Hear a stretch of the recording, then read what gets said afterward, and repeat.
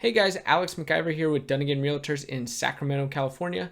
Today's real estate basics video is all about as-is offers and what the difference is between an as-is offer and a offer where you've removed your inspection contingency altogether.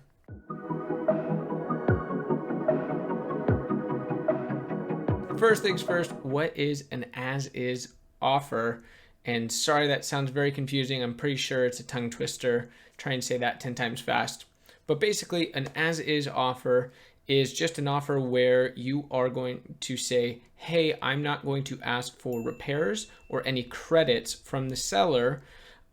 You'll still be able to do your inspections, but if you find anything in those inspections, you're not going to ask them, the seller, to fix those things or ask for credit. It's basically assurance to the seller that you're saying, hey, I'm not trying to, get you in with this high price offer and then, ask for everything under the sun and then basically ask for, the $25,000 over list price that you offered off in repairs and credits and this, that, and the other. So it's really just kind of saying, hey, no, I'm serious about this price that I want to offer. So what's the difference between an as-is offer and waiving your inspection contingency altogether?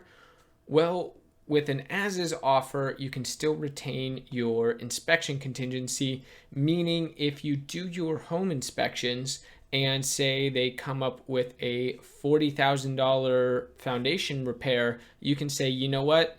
Sorry, I'm backing out of the deal because that's actually too much for me, and you still have that power.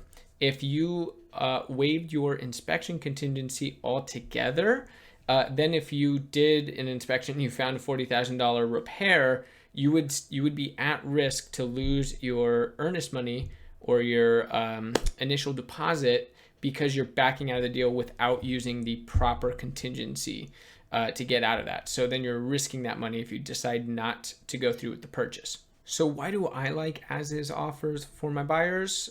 I like them because in this market where it's really competitive, it's a good way to make yourself more competitive, but also you still get to retain the protection of the inspection contingency, which I don't recommend typically for my buyers to remove that inspection contingency.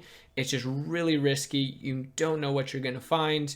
I'm not a home inspector, so I can't really comment on all of the issues that might be wrong with the house. I could point out some that, I see that I know, but until we really get a professional in there to do some more digging, we won't know if the house has bigger issues than can be seen just from, some lay people or walking through the home. With an as-is offer, you can still back out of the deal if there's a huge issue. In fact, you could still back out of the deal even if there's a small issue. But what I like about the as-is offer is it's saying, hey, we're not going to sweat you for little things. Hey, the water heater is kind of old and, there should be a drip pan under it and there's not. And, there's some paint chipping and there's, a few $100s worth of pest work, stuff like that, where it's like, no, that just kind of becomes ticky-tacky. It's nice to then say, hey, we're not going to ask for those things, but if there are huge things, we could walk out of the deal. One thing to keep in mind as well is if there is a massive problem, say, the roof is, in horrible condition and it needs to be replaced immediately because there's leaks and this, that, and the other. And if you say as a buyer, hey, because of that roof, I'm backing, I'm going to drop out of the purchase, there's a good chance that the sellers will say, hey, even though I know you wrote the offer as is, what if we gave you X amount off, or we've offered to fix the house? Because that seller is going to need to disclose that to the next buyer when they'll often ask, hey, why did the first buyer, back out of the contract? And if they know it's because there's a huge issue, like a roof that needs to be replaced immediately, they're going to have to let them know that. And that next buyer is likely going to not want to offer what you were offering. They'll, probably want to come in and get a discount for that now known material defect.